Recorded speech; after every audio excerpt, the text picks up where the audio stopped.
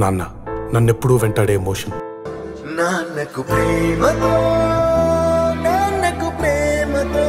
మా నాన్నగారిని కేవలం పవన్ కళ్యాణ్ గారిని తిట్టడం కోసమే జగన్మోహన్ రెడ్డి గారు వాడుతున్నారు. ఈ ఎన్నికల తర్వాత ఆయనను ఎటు కాకుండా వదిలేయడం పక్కా. ఈ విషయంలో నేను మా నాన్నగారిని పూర్తిగా వ్యతిరేకిస్తున్నాను.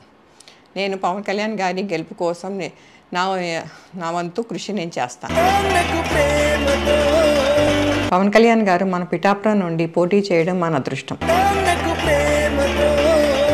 అలాంటి నాయకులకి అధికారం వస్తే అసెంబ్లీలోకి అడుగు పెడితే ఎలా ఉంటుందో ఊహించుకోండి. భారీ మెజారిటీతో గెలిపించి అసెంబ్లీకి పంపుదాం.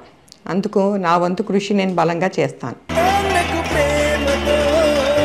నిన్న మా నాన్నగారు ప్రెస్ మీట్ చూసి చాలా బాధేసింది. ఇంత రాజకీయ అనుభవం ఉన్న మీకు జగన్మోహన్ రెడ్డి గారి చేతిలో ఒక తోలుబొమ్మలా మారడం చాలా బాధాకరం.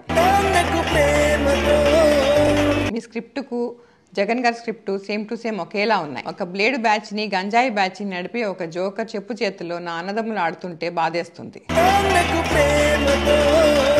ఆ చెడు స్నేహాలు మానుకోండి. పైగా అవినీతి అక్రమాలు చేస్తూ రౌడీ రాజకీయాలు చేస్తున్న ఆ జోకర్ని ఏమీ ఆలోచించకుండా ఎలా పొగుడుతున్నారో నాకు అర్థం కావట్లేదు.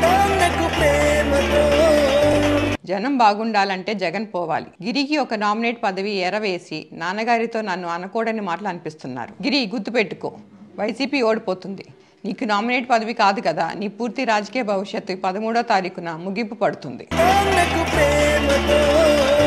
అది నీకు జూన్ 4న తెలుస్తుంది. నీ బెదిరింపులకి నేను భయపడను. నా కూతురికి చిన్న విషయం, అమ్మా దుష్టుల వల్ల దూరం అయిపోయామ్మా, మళ్ళీ జన్మలో కలుసుకుందాం. మనం ఈ దుష్టుల వల్ల దూరం అయిపోయావు, మళ్ళీ జన్మలో కలుసుకుందాం. అంతవరకు బాగుండమ్మా, బాయ్.